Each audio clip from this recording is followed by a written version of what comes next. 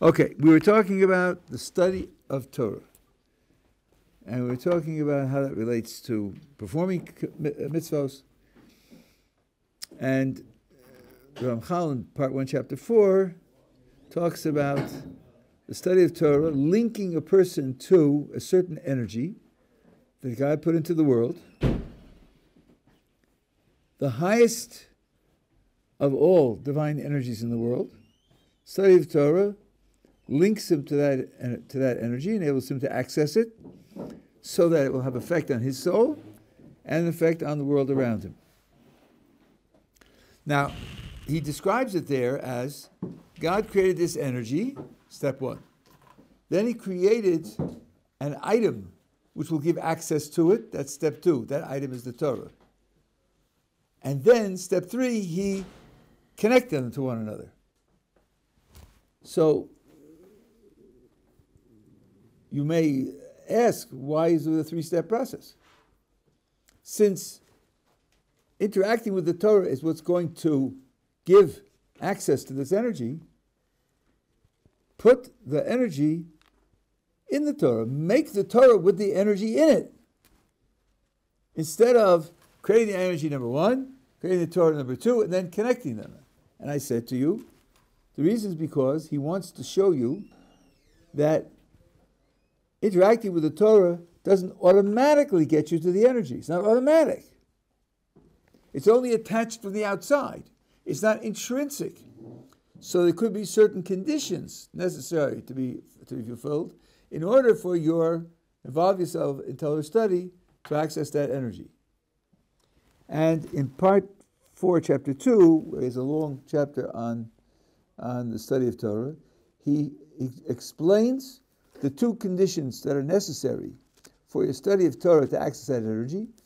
And then, in addition to that, he makes another point about another feature which is intrinsic to the Torah and doesn't depend upon those conditions.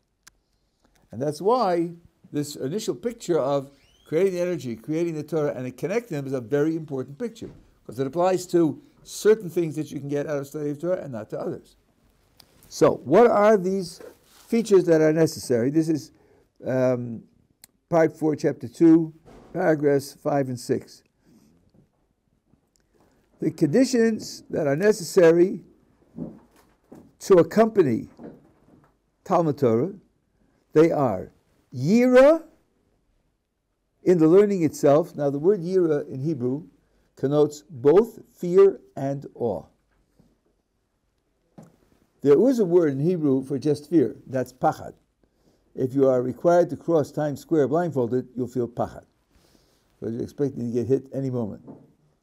Yira can sometimes mean fear, just plain fear of getting hurt. But Yira also refers to awe for something that's overwhelmingly great. And when it's without specification, it often means both. And that's what it means here. In the process of learning itself, there should be this experience of Yira. And also, second condition, Tikkun HaMaaseh v'chol, a person's actions should be good actions at all times. Whether he's learning Torah or doing anything else, he's got to be on a certain level of good performance of his Torah responsibilities.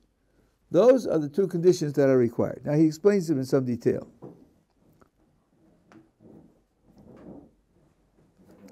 He says the whole power of the study of Torah is only in that, and here he uses two words, connected and hung.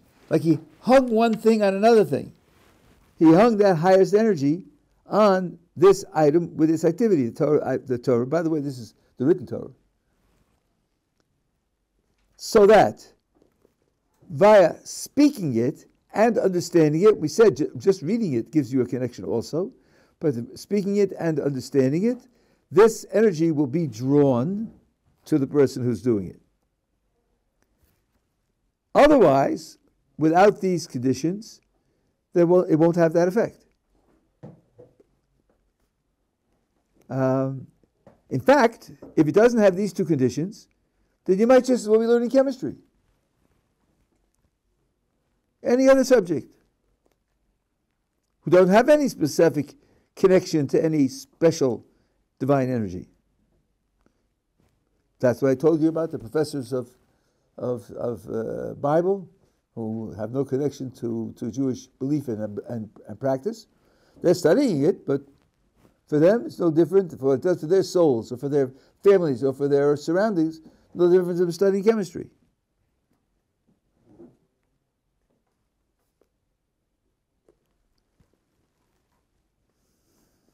Now, this energy we're talking about is something that's divine. It's godly.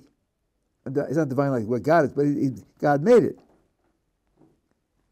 And it is the greatest, most pure, most refined, highest quality of all those elements in our world that He created. That being the case, a person should be in awe and trembling with fear when he occupies himself with it. Because he is standing before God. He's standing before the thing in this world, which is the most powerful representative of God in the world. And he's occupying himself with bringing that divine energy to himself and to the world. He should be trembling in fear.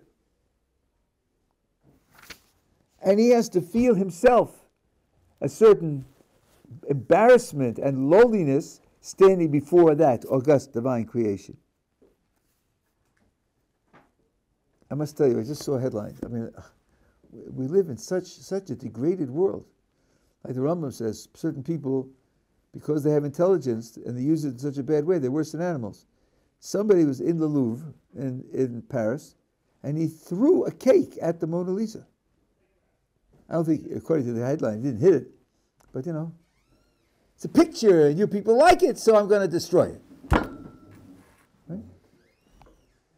Well, it's like a bull in a china shop.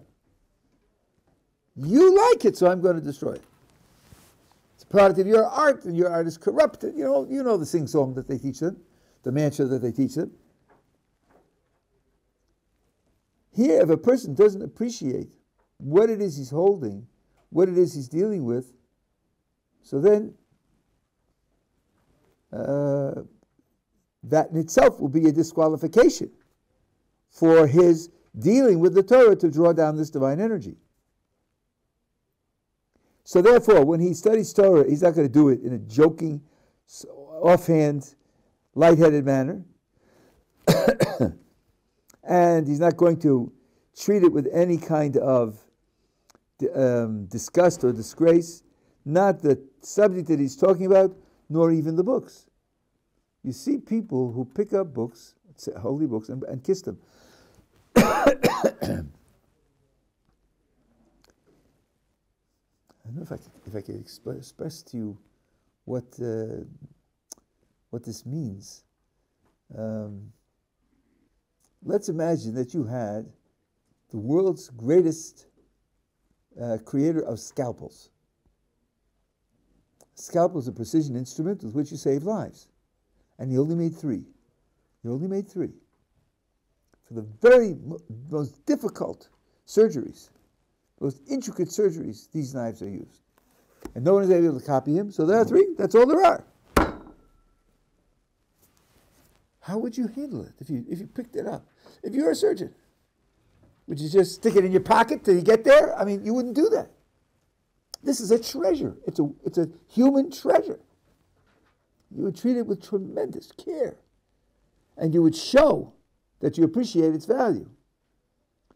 What we're talking about is infinitely greater than such a scalpel. So that attitude is a part of your appreciation for what you're dealing with.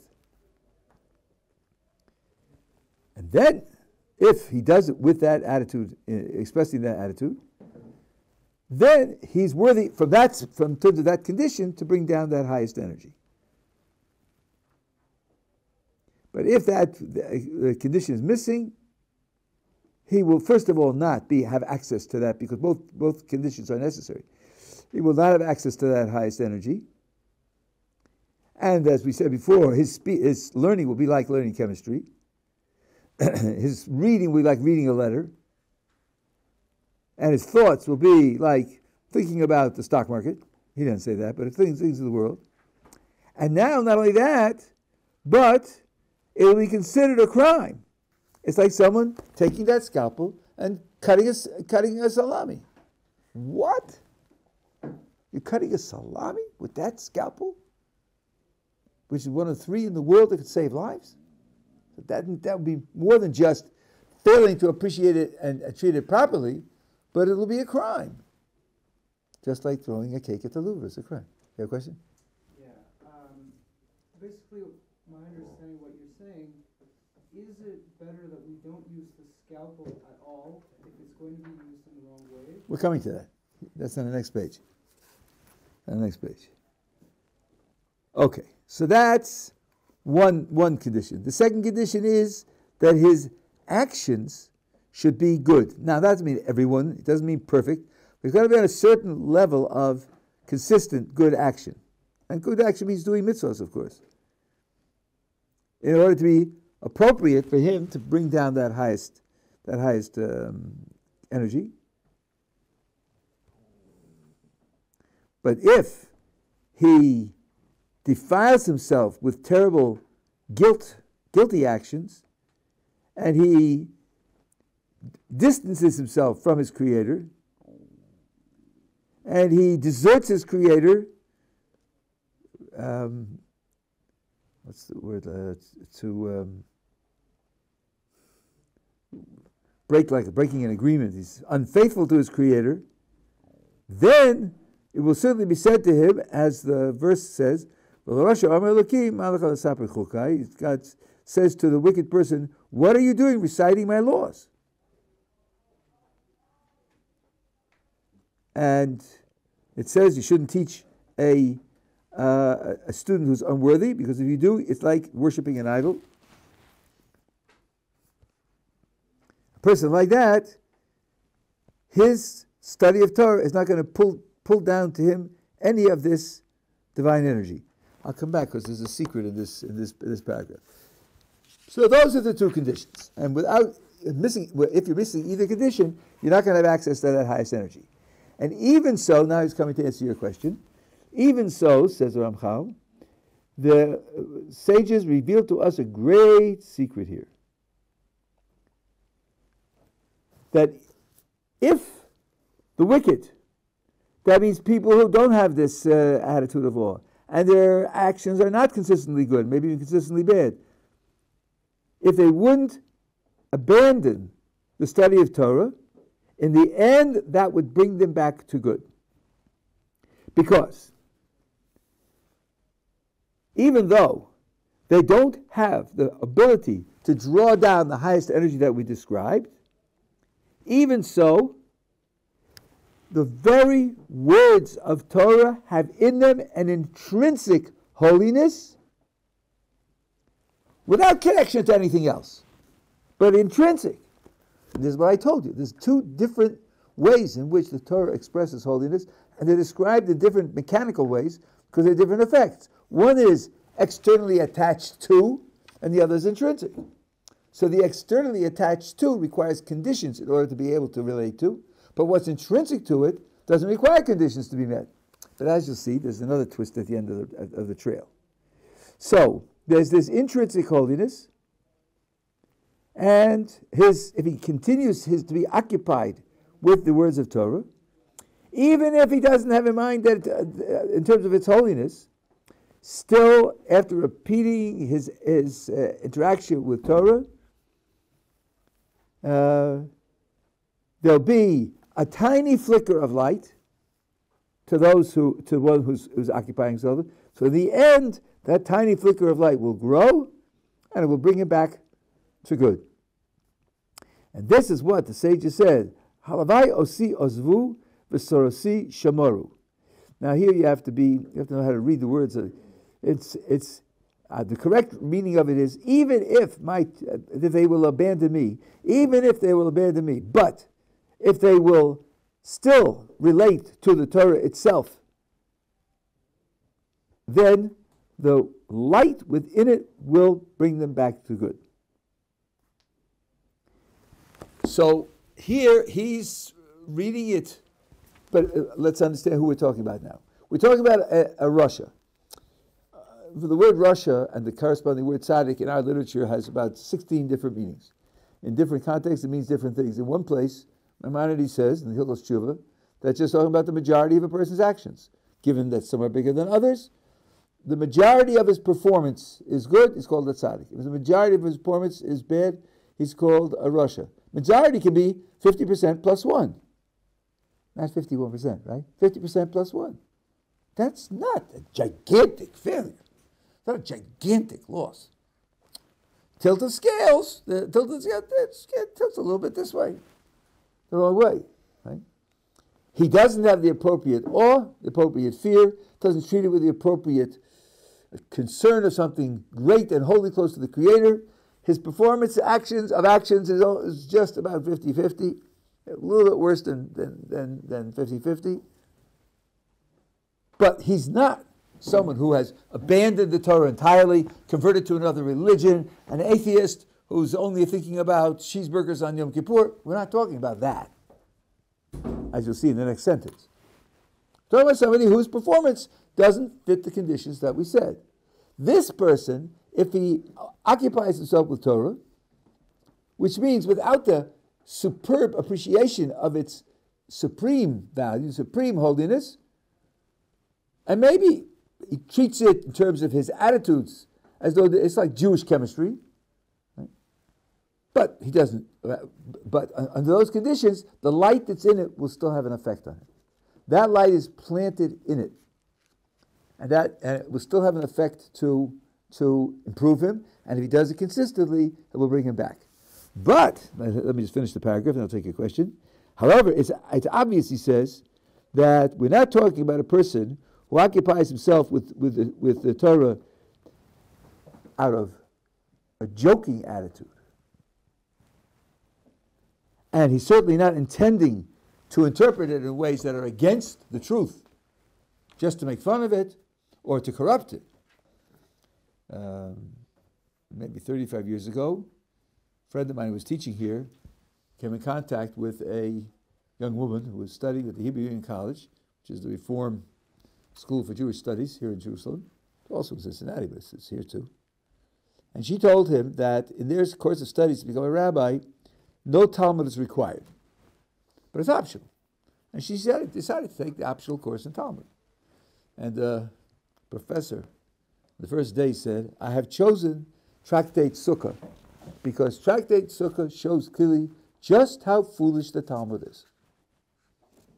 That's what he told him. In 14 weeks of 3 lectures a week, at 50 minutes a lecture, I could do that too. Because something which requires effort and depth and sophistication to penetrate, and you treat it in a superficial manner, you can make it sound silly. Right? So that's one thing. And then the other thing is that there are people who twist the meanings of statements in the Torah because they have an agenda. And when I was an undergraduate, about 103 years ago, they were just discovering Akkadian and Ugaritic, other Near Eastern languages, and that was all the rage at the time. For all I know, it's still the rage. And the idea was to take Hebrew words and find cognates in those languages and use those languages to interpret the Hebrew words. So there's a verse in Genesis where it says, Vayetze Yitzchak lasuach basadeh. Isaac went out lasuach in the field. So on the basis of one of these languages, the hottest new discovery was that it means to urinate. Oh, you poor rabbinical Jews think it means to pray. That's because you push your later Jewish religious sensibilities anachronistically on ancient times when people didn't have those ideas and didn't think that way, and the whole song and dance, pseudo scholarship. Well, as a matter of fact, lasuach happens to be a Hebrew word in the very book that you're studying. It's in the Hebrew Bible, and it means speaking. And there's a verse in Psalms about prayer where it says the poor person lifnei Hashem yishpoch sicho. The poor person pours out his siach in front of God. What's he doing? He's asking for help. He's poor. So instead of using the same word in different places in the same book, they went to these external languages. Furthermore, as another critic pointed out, there isn't a single place in the entire 1,000 pages of the Tanakh where bodily functions are mentioned. Not one. Well, you'll tell me, yes, there is. Doesn't it say that King David found Saul, King Saul, alone because he went into a cave to relieve himself? Yeah, because you want to explain how David found the king alone. How did he find the king in total isolation? What was the king doing alone? Because he was relieving himself. There's no description of bodily functions at all. So that's how far they would go to corrupt their understanding of the text, to take it from a foreign language when you have it in the home language, and to make it say something which is never said in this text. So that's what he's talking about here. When you do that, then you make yourself, you do not access that light. Now, to understand the difference in mechanical terms, I think what we would have to say is this. If you're talking about the highest energy, so you have a tool, you have to use the tool in the appropriate way to access that energy. Don't use it in the right way, you're not going to access the energy. What about its intrinsic? Okay, let's say there's an intrinsic light, but suppose you close your eyes. Then you're not going to get it. It isn't affected by what you do. You're affected. You just make yourself incapable of receiving it. So that's what Ramchal is saying here. If you fail that condition, then you're not going to have the benefit of it. Not because it isn't there, but because you can't receive it. Yeah, you had a question. Yeah, so I wasn't here for the previous classes, but what can be done with this energy? Say you establish like a proper, the link is established, you fulfill the two necessary conditions, you receive, I guess, this divine energy. What can be done with it? Okay, so now we started this a few days ago with discussions in the Talmud where they're comparing study of Torah to performance of mitzvos. And I had trouble motivating that because study of Torah is also a mitzvah. So why would you pick one out and put the other 612 on the other side and ask which is greater? Given what he says here and how he explains it in other places, the opposition is this. Study of Torah alone accesses that highest energy, and that has a certain type of effect on the world. And all the other commandments access other types of energy, and they have another effect on the world. And the world can't be completely perfected unless all the energies get accessed. All the energies get actualized and have their effect in creating an ideal world. So now the question is, in abstract terms, if you're studying Torah and you're accessing the highest energy, and it's affecting the world and has a certain type of effect, versus doing mitzvahs one at a time, each one being directed to a lower energy, but an energy which fulfills that particular aspect of the world in detail, which is making the bigger contribution. And actually, might be that it would be apples and oranges, as you would be able to say. But that's one way to motivate the question that's involved. So, if I would give you, let's say, just a rough comparison.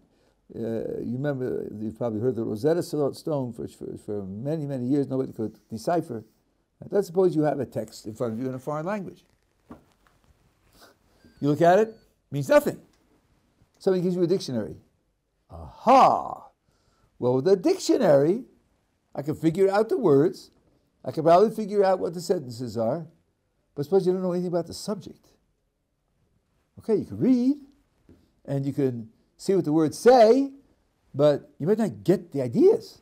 So without the dictionary, you have zero. With the dictionary, you have something, but you have a lot missing. I don't know if you ever looked into a contract between different parties, but they are called party of the first part, party of the second part, party of the third part. They're not partying. This isn't Los Angeles. That's how they talk in legal documents, right? You don't know that, so the legal document is going to be hard for you to read.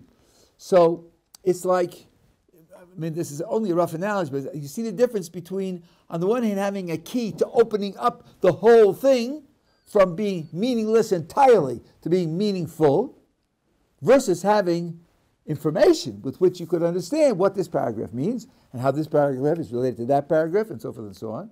Without both of them, you don't have a story. But without the dictionary, you have nothing. And with the dictionary, you then have access to a way to use the other information so the other information can give you a whole story. So I think that's one rough analogy to the difference between the study of Torah, which applies to everything, versus each mitzvah, which applies to each particular aspect of the creation alone. And by the way, for this reason, Ramchal and others say, every Jew, when he manages his study of Torah, should at least stick a toe in each pool. He should have some experience with each of the different areas of Torah study so that he has some interaction with the whole picture. And it wouldn't matter who you are. For example, I'm not a Kohen. But when I study the laws that apply to Kohanim, I'm also contributing to the success of that institution because my doing so pulls down some energy in that direction. So by studying Torah, you can be connected to everything. You can study the laws of the king, laws of the Sanhedrin, the laws of farmers. Even if you aren't a farmer, you become connected to everything. Then in your personal life, you, of course, do the mitzvahs that are relevant to you, depending upon your time and place. And then, within Torah study, you should specialize basically in what you find most inspiring, what you find you have the greatest facility for, and what you find is most inspiring. And that varies greatly from person to person. That there are many, many different types of subjects in Torah study, and you should spend the majority of your time in that. But you should have also a connection with the others. I found also that there are certain types of Torah study which, to me, are, I guess because of my training, they're easier, and I do have some success in learning them. Others I find very difficult, and I find they, to a certain extent, rub me the wrong way, but I do them anyway, because you have to be connected. So that's the overall idea. Okay? That's the end of Chapter 4. We've finished now Part 1, Chapter 4. We're up to Part 1, Chapter 5.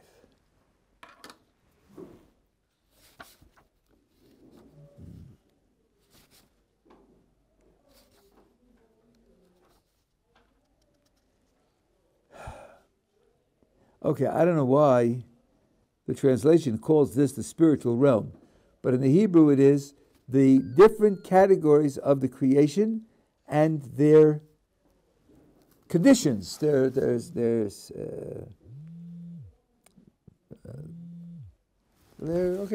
conditions in which they find themselves. Okay, one second. This thing is.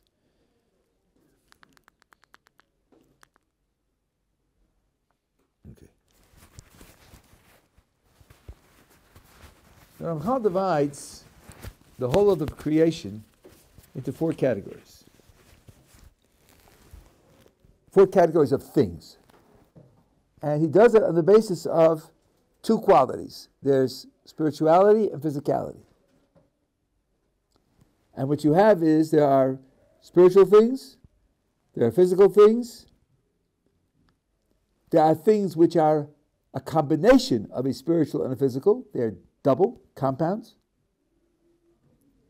And then there are things which sit on the dividing line between the physical and spiritual. They have some physical characteristics and some spiritual characteristics.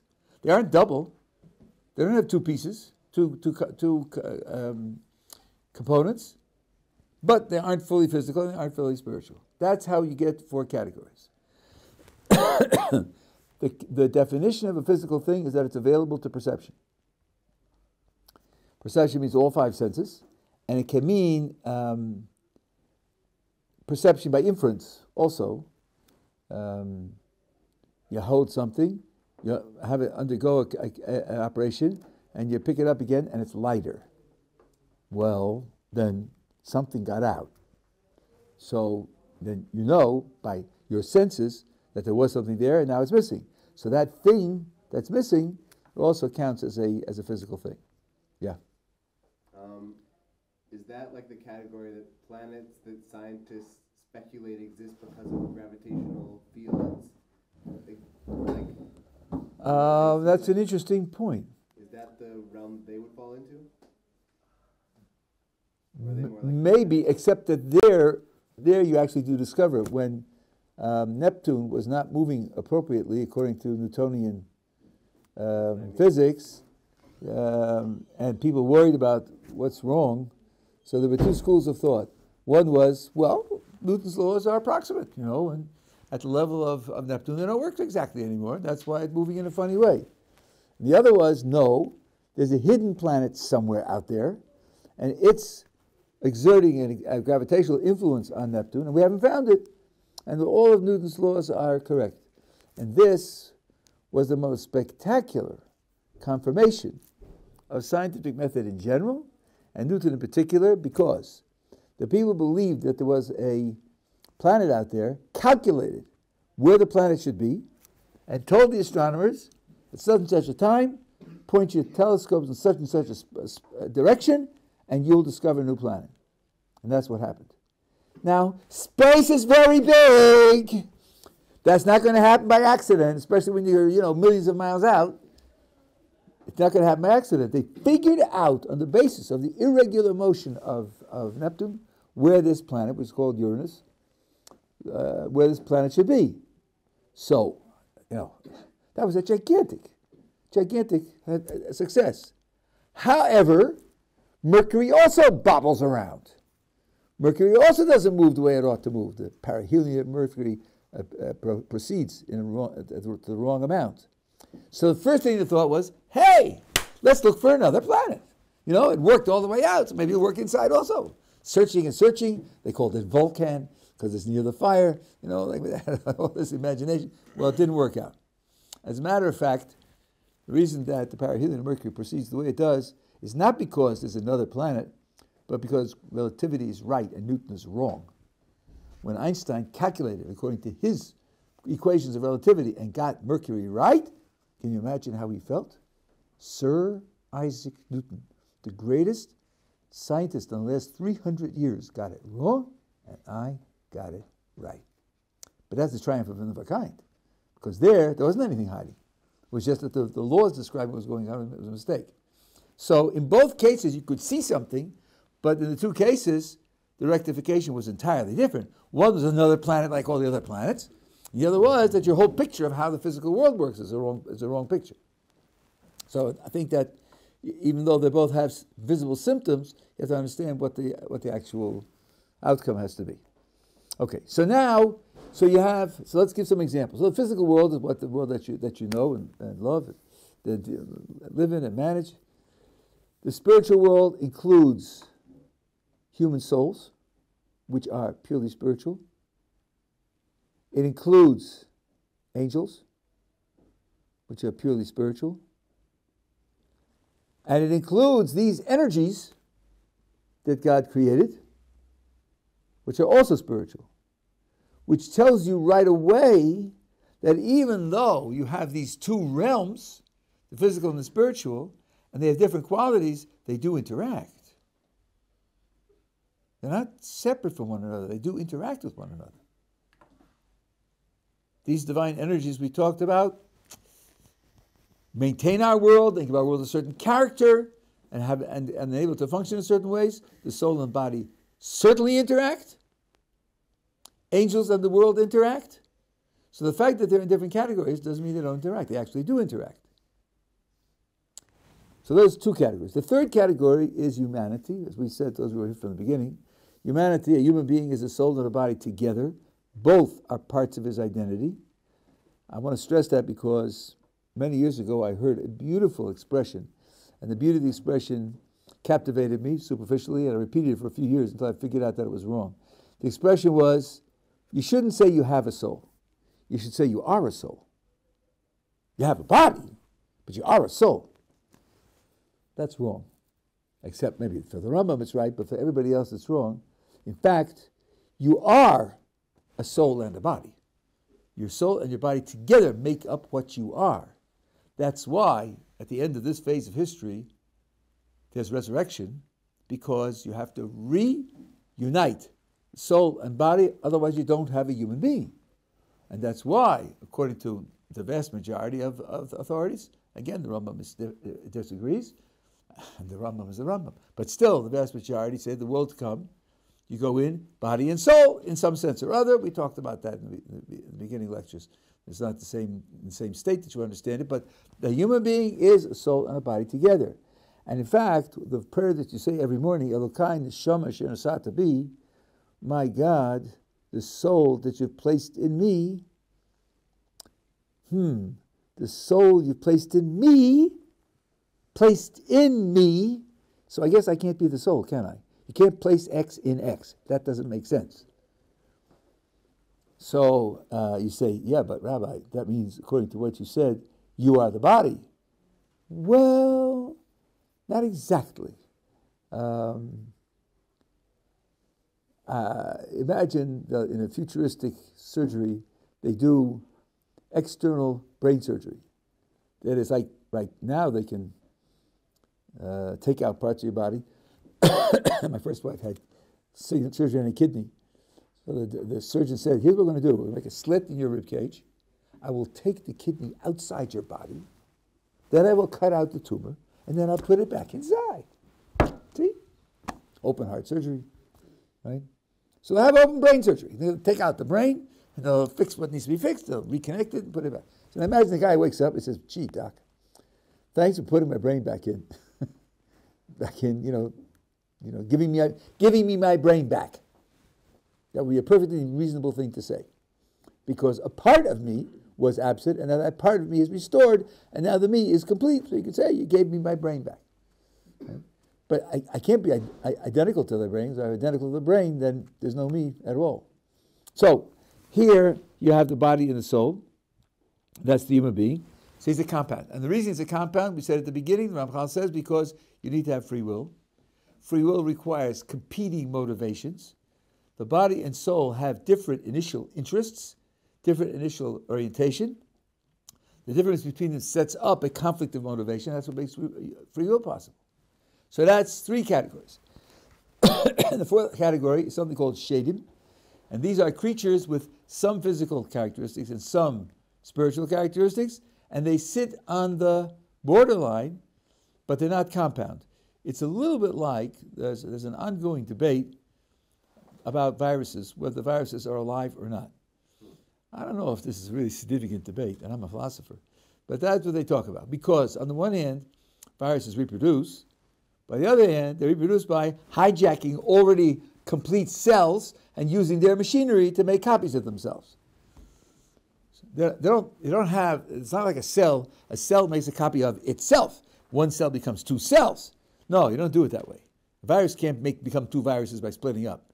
The virus hijacks the cell and then uses it to make copies of itself. So is that life? Is it not life? So the virus is something which is some lifelike features and lacks other lifelike features, and you decide how to describe it. The shadim is something like viruses in that respect. They're in between the physical and the spiritual. That's the creation, yeah. Does that include like mazigs and other things, like other beings that are described in Talmud? Mazig, I think. Mazikim, you mean? Yeah. Yeah, mazikim would be in the same category. Right. And how about angels? No, we said angels are purely spiritual. Angels are purely spiritual. Right.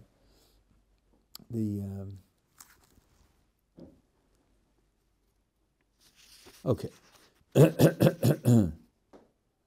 He uses a phraseology here which actually he took for the Rambam. I told some of you at the beginning that he copies the Rambam all the time, which is, if you have academic prejudices, you'll find it very difficult to understand. The Ramchal is a major Kabbalist, one of the major Kabbalists in the whole of Jewish history. According to almost all authorities, Maimonides never saw the Kabbalah. Nachmanides, 100 years later, was one of, if not the greatest, Kabbalist among the medievals. You would expect the Ramchal to be following the Nachmanides. I haven't seen a single place where he quotes him, not one. There are dozens of places where the Ramchal quotes the Rambam.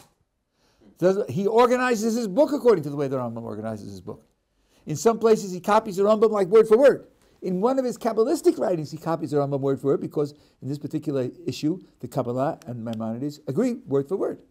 Here, he describes souls and angels in the following way. Both are spiritual creations. One is a spiritual creation that is aimed at, prepared for interaction with a physical body, and the other is one that is not aimed at and prepared for interaction with the physical body. So it sounds like they're very similar in their own character, but one is designed for intimate, long-term interaction with the physical body, and in fact forming a unity with it, versus an angel which has functions vis-a-vis the physical. The Gemara says there isn't a blade of grass that grows until the angel bangs it on the head and says, grow. That means what we call the physical features of the world are under the direction of angels. But it's not part of it doesn't join together with these physical things to make a new unity, to make a new identity. It's just something that it acts on. Okay? Those are the 4 categories of creation, and now he will go on to discuss how they develop and how they interact with one another. Pick it up again. What's today? Today's Monday. We'll pick it up again tomorrow. Yeah.